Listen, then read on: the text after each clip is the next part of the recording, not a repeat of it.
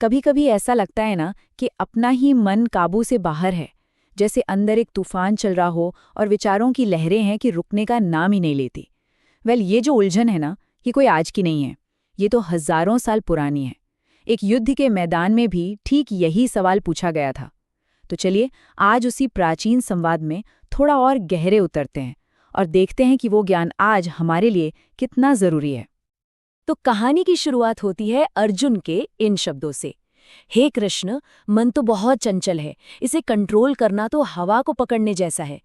कितनी कितनी सच्ची बात है। सोचिए जरा, कुरुक्षेत्र का मैदान है, लेकिन अर्जुन की सबसे बड़ी लड़ाई किसी बाहरी दुश्मन से नहीं, बल्कि अपने ही मन के अंदर चल रही है।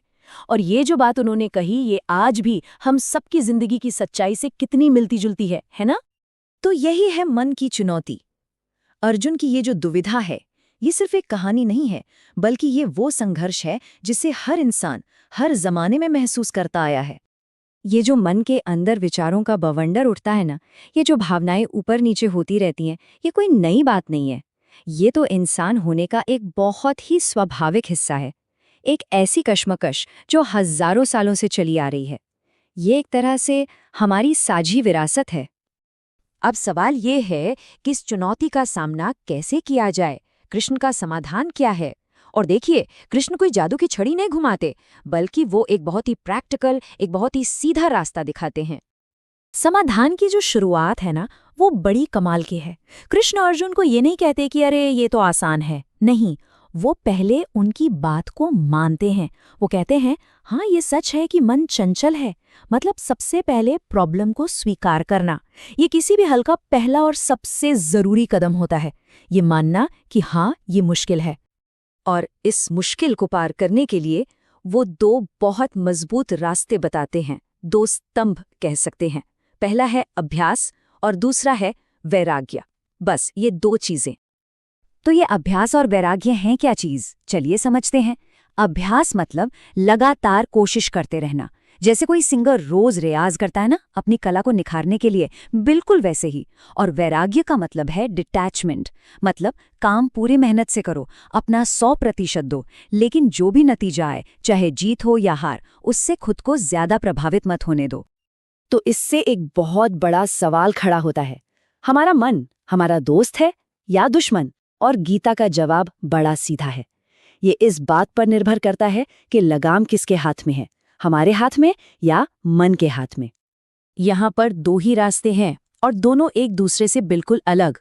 देखिए, एक तरफ वो इंसान है जिसका मन उसके वश में है, उसके लिए उसका मन ही उसका सबसे बड़ा दोस्त, सबसे बड़ा एलाय है।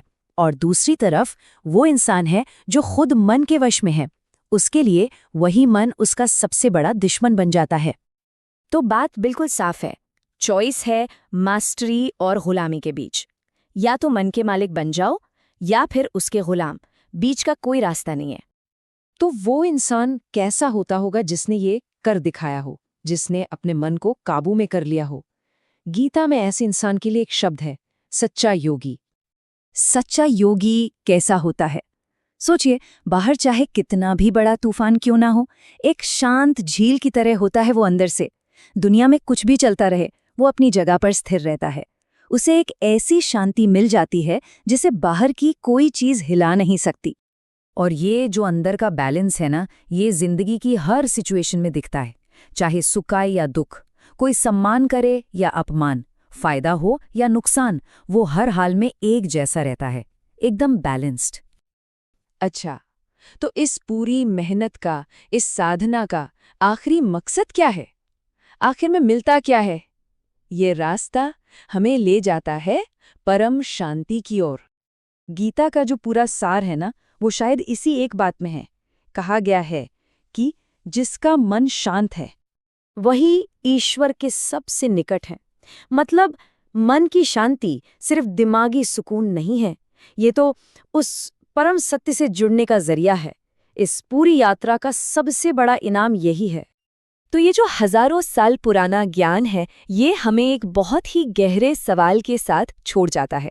ये कोई फिलॉसफी की क्लास नहीं है, ये एक पर्सनल चैलेंज है। सवाल ये है कि कोई भी इंसान अपने मन को दुश्मन से दोस्त बनाने का ये सफर आखिर शुरू कैसे करे।